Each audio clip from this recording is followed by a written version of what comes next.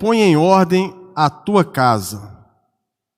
Texto esse que se encontra em 2 Reis, capítulo 20. Gostaria que você abrisse, enquanto eu faço a leitura, do versículo 1 até o versículo 7. E você ouça atentamente o que a palavra de Deus tem a nos dizer. Segundo livro dos Reis, capítulo 20, versículo 1 ao versículo 7. Quem não trouxe a sua Bíblia, algum irmão que estiver do seu lado aí, compartilhe, para que todos possamos fazer a leitura da palavra de Deus.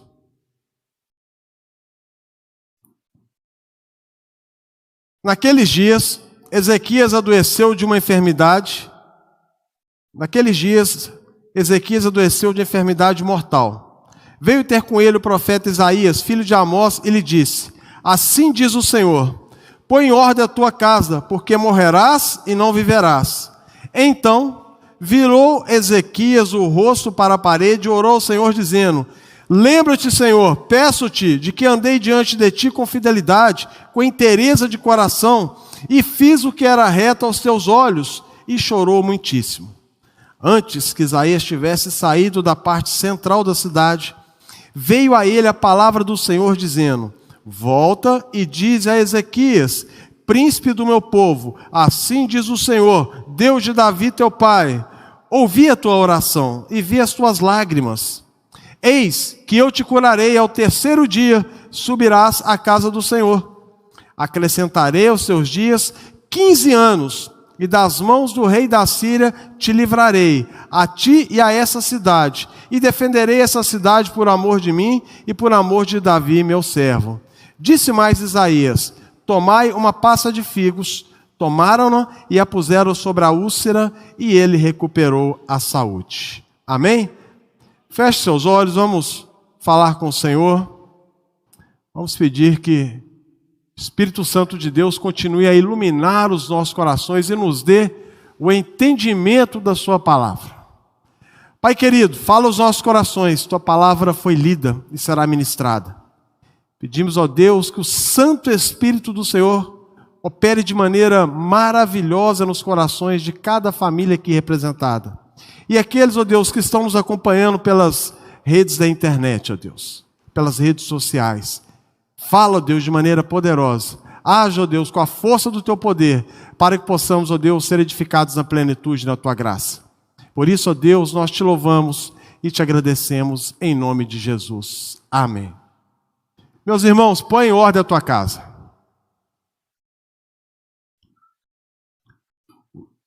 Os homens que me perdoem o que eu vou dizer agora, não se sintam constrangidos, nem fiquem com raiva de mim. Mas a maioria das vezes, as mulheres elas são mais organizadas do que nós. E uma das coisas que deixa as mulheres mais irritadas, chateadas, é quando elas entram dentro de um quarto, elas arrumam o quarto o dia inteiro, deixa a casa toda arrumada, toda bonita, aí o marido chega do trabalho, todo cansado, suado, ele vai entrando, aonde que ele vai entrando na casa, ele vai deixando uma peça de roupa. E a mulher para assim daquela olhada, ela vê aquela coisa toda desorganizada, ela vai atrás pegando as roupas e vai juntando e coloca num recipiente lá para que venha a ser lavado, guardado, seja lá o que ela for fazer. Ou então, quando você vai mudar da sua residência, vai mudar um cômodo, vai fazer um ajuste na sua casa, as mulheres elas são mais criteriosas, elas pegam as peças, elas pegam os documentos, os livros, garfos, os seus utensílios e colocam nas caixas, escrevem nas caixas, porque na hora que for colocar, levar para outro lugar, ela sabe aonde que está, o que foi colocado ali dentro. É muito difícil nós homens fazermos isso. Eu vejo isso lá em casa. Às vezes eu peço para a Cruz assim, cadê aquela camiseta minha? Ela fala assim, está lá na gaveta tal, número tal. Eu vou lá, eu pego a gaveta, eu puxo a gaveta, eu olho. Eu falo, não está aqui não. Ela vem lá da cozinha assim, ainda olha para mim e faz assim, ó, e pega a camisa e me dá. Sabe onde que está tudo? Elas têm um senso de organização mais apurado do que nós, homens. Mas nem toda via de regra a gente pode colocar como regra. Porque existe também mulheres desorganizadas, como existem homens organizados. Isso nós chamamos de senso de organização. Mas existem pessoas também que não ligam para isso. Existem pessoas que você chega na casa delas, está toda bagunçada, a cozinha está toda bagunçada, os quartos bagunçados, elas não sabem onde tem nada. Existem pessoas que você vai no escritório delas, papel espalhado para todo lado, livro espalhado para todo lado, documento espalhado para todo lado, ela não sabe onde tem nada. Isso se chama desorganização. E a pessoa desorganizada, a própria palavra, ela nos diz, a raiz etimológica da palavra, que vem de uma pessoa confusa, desordenada, desarranjada, que não tem senso para nada. E quando nós somos desorganizados em pequenas coisas, consequentemente você vai ser desorganizado em coisas maiores, em coisas grandes. E se nós formos olhar apenas esse quesito da parte física, para nós sermos uma pessoa organizada, nós temos que ter alguns sensos que fazem parte de uma boa organização. Por exemplo, a limpeza. Devemos manter a casa limpa. Sujou, você tem que limpar. A ordem. Manter a casa organizada, tudo que estiver tem que estar no seu devido lugar. Disciplina, ter uma conduta de fazer o que tem que ser feito nos horários estabelecidos. Noção de espaço, você tem que colocar várias coisas, objetos nos locais diversos, não de forma acumulativa. Eu estou falando aqui apenas a parte de senso de organização física. Agora, quando nós olhamos e observamos, como nós temos organizado a nossa vida espiritual? Será que você tem tido esse senso de organização? Ou você está desorganizado espiritualmente? Não tem tempo para Deus? Tem esquecido de Deus? Tem colocado Deus em segundo plano? Lembra de Deus somente nas circunstâncias que você precisa? Ezequias foi um dos reis mais notáveis de Judá. Ezequias, ele governou por 29 anos. A história de Ezequias, ela é muito conhecida, porque na Bíblia ela relata do seu reinado um homem que tinha uma confiança tremenda em Deus, um homem que tinha uma intimidade com Deus a ponto de ninguém ter, nem antes nem depois, um homem que orou e Deus respondeu a sua oração e Deus proporcionou para ele mais 15 anos para que ele viesse a organizar a sua casa, ou seja, era um homem que buscava Deus, independente da circunstância que ele estava vivendo, das lutas que ele enfrentava, que não era fácil ser rei naquele contexto, naquela época, mas ele tinha intimidade com Deus. Ele buscava Deus em toda e em qualquer situação da sua vida. Ezequias, ele assumiu o trono que havia sido ocupado pelo seu pai. E dentro da cronologia aqui do reinado de Ezequias, um tanto quanto complicada de ser determinada, Ezequias, ele buscava, vivia de uma forma que era agradável aos olhos do Senhor. Ele poderia continuar naquela vida com que o seu pai havia pré-estabelecido como maneira de reinar. Sabemos que o rei Acaz, ele tinha, vamos dizer assim, um certo acordo com os assírios, um pré-acordo com os assírios para que ele pudesse viver da maneira com que ele queria, mas esse acordo gerou consequências gravíssimas no reino de Judá, porque as pessoas começaram a adorar outros deuses. A cultura judaica naquele contexto, ela foi corrompida. É o famoso hoje politicamente correto. É negociar os nossos princípios, os nossos valores em favorecimento próprio. Pode parecer saudável hoje, neste momento, mas lá na frente as consequências disso não serão boas. E foi o que aconteceu com o rei Acaz. Ele fez o politicamente correto, ao contrário dos outros reinos que estavam ao seu redor, o reino da Síria e outros reinos que estavam, que os assírios invadiram, dominaram, mas Acaz ele resolveu fazer o politicamente correto. Não, vamos ter um relacionamento próximo com eles, deixa eles agirem da maneira deles, e nós podemos agir também da maneira pela qual nós queremos agir. E nisso aí foi gerando influências. E nós sabemos que isso aí reverbera em consequências desastrosas. Quando nós olhamos para as Sagradas Escrituras, nós observamos a vida de Salomão também, um homem que tinha intimidade com Deus. Deus fala com ele no sonho: Salomão, o que você quer? Ele poderia pedir tudo o que ele queria. Poderia pedir um grande reino, dinheiro, fama, fortuna, mulheres, riquezas. Salomão fala com o Senhor assim: Senhor, eu quero sabedoria. Só sabedoria. Sabedoria para mim conduzir esse povo. Sabedoria para mim fazer as coisas certas no momento certo e na hora certa. Eu não quero mais nada. E nós sabemos que Deus deu muito mais do que ele havia pedido. Mas num certo momento na vida de Salomão, Salomão começou a desviar dos princípios e dos valores de Deus. Ele começou a ser influenciado. E essas influências foram de forma desastrosas no reino. Meus irmãos, nós temos que estar atentos a isso. Salomão fala que as pequenas raposinhas, elas destroem os grandes vinhedos. Às vezes coisas pequenas que acontecem na nossa família, na nossa vida, nós achamos que são coisas que não valem nada. Um pequeno tropeço, não precisa nem corrigir, não vou falar nada. Não, isso aqui não afetou a vida de ninguém. Essa mentirinha que dá para o gasto, não afetou a vida de ninguém, está prejudicando a minha vida só. A gente começa a usar aquela ética absolutista, que você pode fazer o que quiser, da maneira que quiser, que não vai atrapalhar a vida de ninguém. Ou então nós amamos de tal forma o nosso cônjuge, os nossos filhos, os nossos irmãos, o seu irmão da igreja, que ele comete erros, falhas, e este amor situacionista impede com que você tenha coragem de corrigi-lo, de exortá-lo, sendo conivente com o erro, com a prática pecaminosa, fugindo totalmente dos princípios estabelecidos por Deus, para que venhamos a ter uma comunhão, e que sejamos uma igreja em comunhão, que é o tema desse ano. Agora isso começa dentro da tua casa.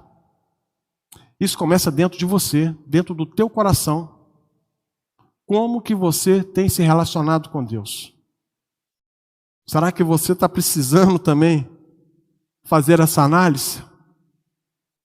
Será que realmente nossa casa está em ordem? No aspecto militar, vamos observar um pouco aqui a vida de Ezequias. Ezequias foi um rei muito bem sucedido, fortificou Jerusalém, fez uma grande obra na engenharia, garantiu o abastecimento da água da cidade, que se tornou futuramente o tanque de Siloé. Quando ele foi atacado pelos assírios, Deus livrou, deu livramento. E vários livramentos que Ezequias teve ao longo dos seus 29 anos de reinado, até chegar no momento, até chegar numa hora que Ezequias começa a entender que todo aquele glamour que estava acontecendo ao seu redor era proveniente da sua força, era proveniente da sua vontade, o seu desejo, a sua sabedoria, o seu entendimento.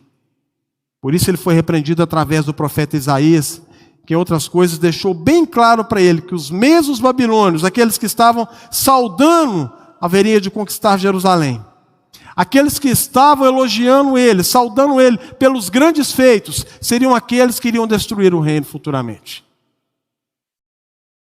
Após ter tido esse relacionamento, essa intimidade com Deus, a glória começou a subir aos seus olhos. Ele queria brilhar mais do que a estrela. Meus irmãos, Caio Fábio fala, os antigos, eu já até mencionei isso aqui na igreja, que o princípio da queda dele foi quando ele quis brilhar mais do que a glória de Deus. E muitas vezes isso acontece conosco. Nós estamos na igreja, somos líderes, temos o nosso ministério, mas nós queremos brilhar mais do que a glória de Deus. Queremos resplandecer mais do que a Shekinah de Deus através da minha vida. Eu tenho que ser o centro das atenções e não Deus. Isso é egocentrismo. Isso é essa teologia humanista que eles estão pregando por aí hoje. Que o centro da igreja deixa de ser Cristo e passa a ser as pessoas, passa a ser os ministérios. Isso é uma igreja falida. Deus reprova esse tipo de atitude. Deus não aceita esse tipo de atitude. E a Bíblia nos exorta a nós refletirmos e buscarmos o entendimento das Sagradas Escrituras da maneira com que deve. Na maneira com que o Senhor requer que cada um de nós viva para termos um relacionamento profícuo com o Senhor.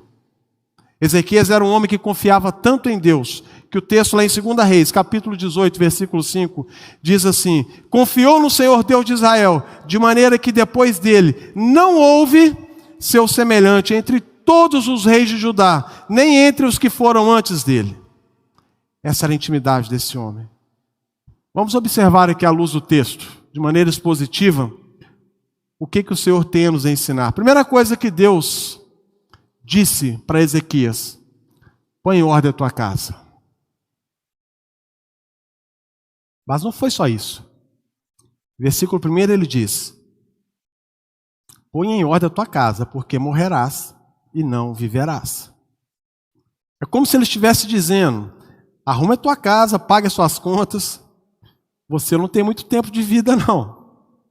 Seus dias estão chegando. Que uns dias você vai morrer. Imagina você indo no médico, o médico falando isso com você. Já pensou, Leandro? Você vai no médico, o médico fala assim: Leandro, está devendo muita gente aí na praça? Ah, não. Ó, paga, porque está chegando o seu dia. Está quase. Demora muito não. Qualquer um de nós ficaria desesperado. Sairia abatido, angustiado. E mesmo nós sendo cristãos, porque nós sabemos que se nós morrermos, nós iremos para o céu, um local infinitamente melhor do que esse. Mas ninguém quer morrer agora. Todo mundo tem no coração: eu tenho que fazer mais. Eu preciso fazer isso. Se eu morrer hoje, como que eu vou deixar minha esposa? Se eu morrer hoje, eu não vou ver a criação dos meus filhos, dos meus netos. Eu não posso morrer hoje, porque eu tenho que fazer muita coisa. O apóstolo Paulo, em Filipenses 1:23, ele diz assim: ora, de um outro lado, estou constrangido, tendo desejo de partir e estar com Cristo, o que é incomparavelmente melhor. Meus irmãos, falta em nós essa confiança. Sempre que nós achamos que está faltando algo que precisa ser feito antes da nossa partida, esquecemos das promessas de Deus na vida da tua igreja e na vida do teu povo. Pensar somente nesse plano terrestre é desconsiderar as promessas de Deus na sua vida. Deus sabe o que é melhor para nós. Deus sabe o que tem de melhor para cada um de nós. Se nós recebemos uma notícia dessa, não é motivo de desespero. Não é motivo de angústia. Você pode entristecer, ficar angustiado, mas saiba que Deus tem o melhor para você. O Senhor tem um propósito em cada ação que acontece na nossa vida. Pode parecer ser uma dificuldade na hora, mas os resultados vindouros são um bálsamo em nossas vidas. Como o presbítero Evandro estava dizendo, é um privilégio para nós servir a Deus em toda e qualquer situação. E quando Deus permite que venhamos a passar por uma situação como essa, Deus está te colocando no deserto. Só que o deserto não é um local de choro e de ranger de dentes. Pelo contrário, o deserto é um local de quebrantamento. É lá que você vai se quebrantar. Os grandes personagens bíblicos, antes das grandes missões que Deus havia dado para que eles realizassem, Deus mandou para o deserto. Eles foram para o deserto. Eles foram aprender. Quando Deus falou com Moisés, assim: Moisés, você vai ser o libertador do meu povo. Ele foi lá e matou o egípcio. Deus falou assim: não é assim não, Moisés. Vai para o deserto, fica 40 anos lá, meu filho. Lá você vai aprender como é que é. Lá você vai aprender a viver na dependência de Deus. Sabe por quê? Porque no deserto é um local de reflexão. Lá você aprende a ponderar aquilo que Deus tem nos dito.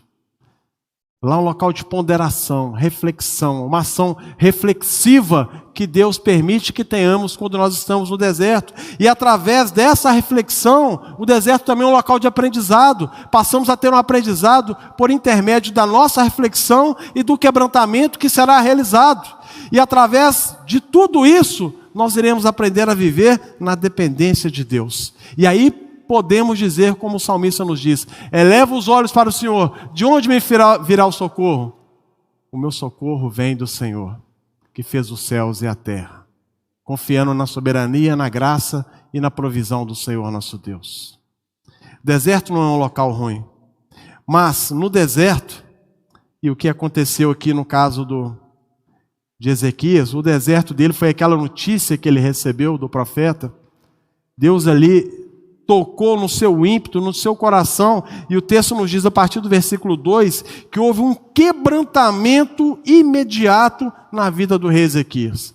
Ele recebeu a notícia E Deus agiu, quebrantou o coração dele.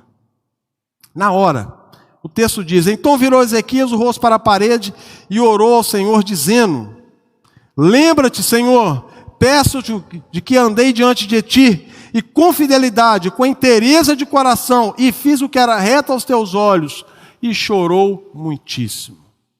Ali, quando houve quebrantamento, ele lembrou daquilo que Deus havia feito na vida dele, dos momentos de relacionamento que ele havia tido com Deus.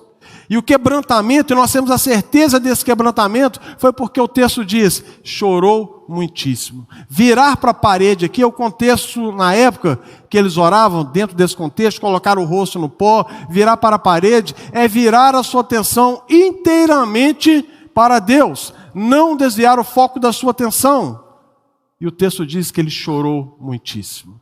O chorar aqui é o choro da alma, um choro reflexivo. É um choro de reconhecimento daquilo que Deus fez, tem feito e Deus poderia fazer na sua vida após ele receber essa notícia trágica. Isso é intimidade. Isso é estar próximo de Deus. Você só chora quando você arrepende. Chorar não é vergonha. Na concepção do mundo, quem chora é os fracos, os fracassados. Não é isso, não. Chora quem se arrepende, chora quem é íntimo de Deus. A Bíblia fala que Jesus chorou. Chorou 2 vezes. Na verdade, 3 no Getsêmani. Chorou na morte de Lázaro, quando ele teve a destruição de Jerusalém. Quando ele entra em Jerusalém, ele vê a maneira pela qual o povo estava vivendo.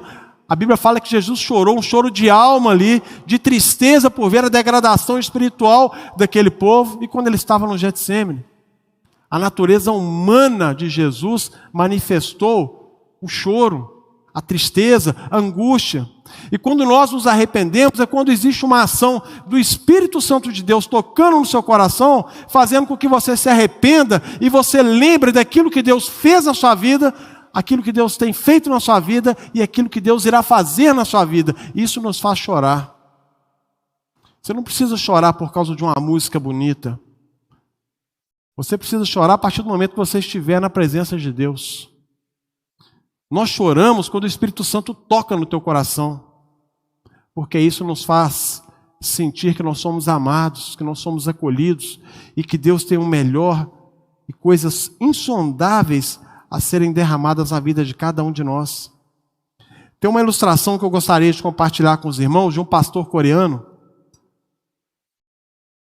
Eu sempre falo dos coreanos com vocês aqui. Os coreanos, a cultura deles, eles oram muito. Eles têm um hábito de orar. Coreano, você falar com ele que você ora 1 hora por dia, ele vai falar assim: você não ora, não ora. Você não está orando. Coreano ora muito. Eles têm muita intimidade com Deus. E certa feita, nós ouvimos essa história, que é verídica, de um pastor coreano que estava orando na casa dele. Aquele tempo, aquele horário ali, era o horário dele orar, dele falar com Deus. E ele entrava dentro do seu quarto e iria orar. E ficava ali 1, 2 horas, 3 horas orando, falando com Deus. E nesse dia, esse pastor era muito famoso na Coreia. O presidente da Coreia ligou para ele. E a filha dele atendeu. Eu quero falar com seu pai, então chama ele. Não, meu pai agora não pode atender, não. Como não pode atender? Eu estou ligando para o seu pai. Você sabe com quem você está falando? Eu sou presidente da Coreia.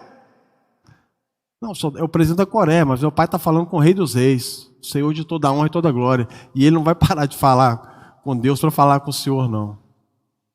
E desligou o telefone. Um homem que tem intimidade com Deus. Um homem que tem coragem de se posicionar. Em Joel, capítulo 2, versículo 13, o texto nos diz assim: rasgai o vosso coração, e não as vossas vestes. Convertei-vos ao Senhor, vosso Deus, porque Ele é misericordioso e compassivo, tardio em irar-se e grande benignidade, e se arrepende do mal. Ezequias orou, clamou ao Senhor, Rei dos Reis, clama ao Senhor misericórdia, reconhecendo a soberania e a graça de Deus na tua vida. Ele tinha certeza que Deus poderia mudar aquela situação. tanto na parte física como na parte espiritual. Se Deus não curasse a sua doença física, Deus poderia curar aquela dor, aquela angústia que ele estava no seu coração. Ele sabia que aquela oração não iria ficar escondida, mas que estaria chegando ao altar do Senhor. E é essa certeza, meus irmãos, que nós temos que ter. Deus ouve as nossas orações. Quem tem vindo aqui nas reuniões de orações, quem tem vindo aqui na semana de oração, tem tido os momentos preciosos com Deus. Com certeza, porque Deus tem operado.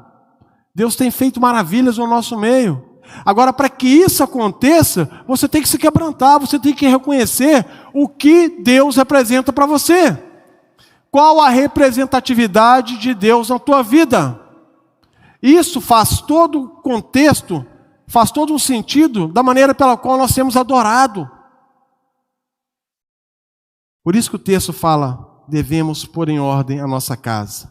E olha o que acontece, através dessa intimidade, desse relacionamento, dessa oração, nós podemos entender aqui que a palavra de Deus, ao mesmo tempo que ela nos exorta a mudarmos, aquela palavra que às vezes dói, ela vem de confronto, ela nos traz o conforto que tanto precisamos.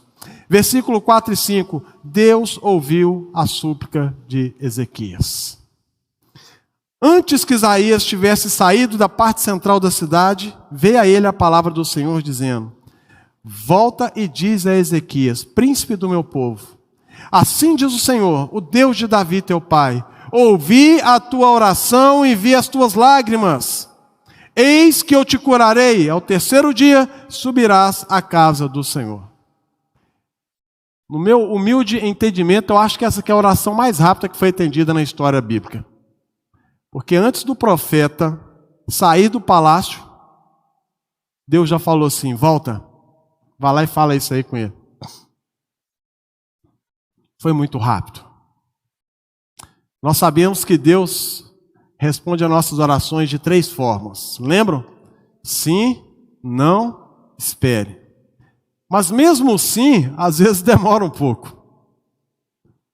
Mesmo o não, às vezes demora um pouco. Agora, quando Deus fala espera, aí você tem que esperar. Agora, nesse caso aqui, não. A resposta foi praticamente imediata. Antes que o profeta saísse do palácio, veio a resposta ao seu clamor. Meus irmãos, quando passamos por situações de desespero, é comum nós acharmos que não vamos dar conta de enfrentar as turbulências das nossas vidas. Com certeza, se você recebesse uma notícia desse teor, que você estaria enfrentando uma doença de alto grau, que você poderia morrer, que você teria poucos dias de vida, diante dessas circunstâncias aqui, você iria buscar todas as alternativas. Muitos de nós fazem isso. Buscamos meios, formas para tentar desviar dos princípios pré-estabelecidos por Deus. E nós sabemos que em certas circunstâncias, certas lutas não são nossas. Certas batalhas não são travadas por nós, são batalhas travadas por Deus. Se foi Deus que permitiu, é Deus que vai retirar. Não adianta você correr. Não adianta você se revoltar. Hoje nós estudamos sobre o livro de Jó, na parte da manhã na escola dominical. Nós observamos as características de Jó, que era um homem íntegro, reto, temente a Deus, que se não desviava do mal. E diante de toda aquela vida, ele não blasfemou e ele continuou louvando e adorando a Deus. Muitas vezes nós olhamos para nós e falamos assim, Senhor, mas essa carga está muito pesada, eu não consigo. Troca, Deus. Está difícil, essa situação aqui é irreparável, eu não consigo enfrentar essa situação, tira isso da minha vida, ao invés de nós orarmos assim, Senhor, me dê sabedoria para enfrentar essa situação, que é a maneira mais correta de nós orarmos. Ao invés de nós orarmos, Senhor, tira isso, tira daquilo, eu não aceito, eu determino, eu faço. Vou te dar uma notícia aqui, você não determina, você não faz nada. Porque Deus é soberano. Deus acima de tudo e acima de todos. O primeiro versículo da Bíblia fala assim: no princípio criou Deus, a palavra Deus ali é El Elohim, Deus Altíssimo, acima de tudo e acima de todos. Deus é o Criador, nós somos a criatura. E em muitas ocasiões Deus permite que venhamos a passar por essas situações para crescermos na graça, no conhecimento e aprendermos a viver em total dependência de Deus. E se Ele está te dando uma carga, porque Ele sabe que você consegue carregar. E porque Ele vai caminhar com você. Ele vai te mostrar o caminho para você sair desse labirinto. Esse labirinto da incredulidade, da tristeza, da angústia, que tem levado você para esse caminho totalmente inócuo. 1 Coríntios, capítulo 10, versículo 13, diz assim: não sobreveio a vocês tentação que não fosse comum aos homens. E Deus é fiel, e Ele não permitirá que vocês sejam tentados além do que vocês podem suportar. Mas quando forem tentados, Ele mesmo providenciará um escape para que possam suportar. Bem-aventurados os humildes, porque deles é o reino dos céus. Bem-aventurados que choram, porque serão consolados. Ezequias sabia que Deus estava no controle da sua vida. 2 Reis 18:6, ele diz assim: porque se apegou ao Senhor, não deixou de segui-lo e guardou os mandamentos que o Senhor ordenara a Moisés. Salmo 40 diz assim: esperei confiantemente pelo Senhor, e Ele se inclinou para mim quando clamei por socorro. Deus, Ele ouve as nossas orações, Ele ouve o nosso clamor. Deus está atento a toda e qualquer situação que a igreja está passando. Por que não confiar em Deus? Pastor, mas isso aqui é algo impossível, aconteceu lá no Antigo Testamento, isso não acontece mais. O mesmo Deus que agiu lá, Ele age hoje. E continuará a agir na vida da igreja. O Senhor, além de curar a doença, prolongou a sua vida por mais 15 anos. Muitos gostariam de ter, vou usar uma palavrinha aqui, se o presbítero Levando me permite, muitos gostariam de ter esse privilégio que Ezequias teve. Privilégio de ser exortado e ajustar o que precisava ser ajustado. Privilégio de rever os seus conceitos de organização e privilégio de se posicionar da maneira devida. Somos privilegiados mesmo, porque esse Deus, o Deus de Ezequias, o Deus de Abraão, de Jacó, o Deus de Isaac, o Deus de Moisés, o Deus de Noé, esse Deus, Ele tem um olhar especial para cada um de nós. Ele sabe o que nós precisamos, quando e na hora. Ele não vai te abandonar em momento algum. Mas para isso nós devemos que rever os nossos conceitos para nos colocarmos na presença de Deus. Reconhecermos as nossas falhas, a nossa pecaminosidade, a nossa pequenez e fazermos igual Ezequias fez, orar direcionado somente para o Senhor. Não buscar a solução dos seus problemas no mundo, porque o mundo não vai proporcionar essa solução. Somente Deus. Somente o Senhor pode mudar a sua história. Somente o Senhor pode mudar a sua maneira de pensar. Somente o Senhor pode mudar a sua maneira de agir. Somente o Espírito Santo de Deus pode adentrar lá no fundo do seu coração e tocar aonde que ninguém consegue.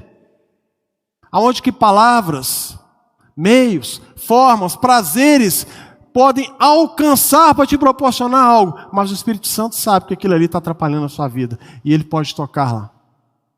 E Ele pode mudar. E Ele pode restaurar. Ele pode reviver. Ele pode tirar aquele cansaço, aquela fadiga, aquela tristeza lá no íntimo do seu coração e fazer com que tudo isso se torne alegria de estar e permanecer na presença de Deus. No início da mensagem eu fiz essa colocação de fazermos a limpeza para arrumar a nossa casa. Que nós temos que ter um senso de organização. Lembra que eu falei da limpeza, da ordem, disciplina e noção de espaço. Vamos trazer isso para o âmbito espiritual agora. Limpeza, a Bíblia fala que nós devemos despojar de toda maldade e maledicência. Não adianta nada você colocar um terno bonito, uma roupa bonita, com o corpo sujo. Nós temos que tirar toda aquela maldade que está nos nossos corações. Mas como que eu tiro isso, pastor? Simples. Se renda aos pés do Senhor. Peça para Deus tirar. Peça para Deus fazer essa operação no seu coração. O salmista no Salmo 37, ele diz assim: entrega o teu caminho ao Senhor, confia nele, e o mais ele fará. A palavra fará no hebraico significa operar. E operar no sentido ali é de arrancar. Então quando você entrega o teu caminho ao Senhor, o mais ele fará, ou seja, ele vai operar, tirar tudo aquilo que não convém e vai preencher com tudo aquilo que convém. Isso que é entregar. O problema é que quando, na nossa cultura brasileira, entregar é um sentido de perda, né? Eu vou entregar algo, eu estou perdendo aquilo que eu estou entregando.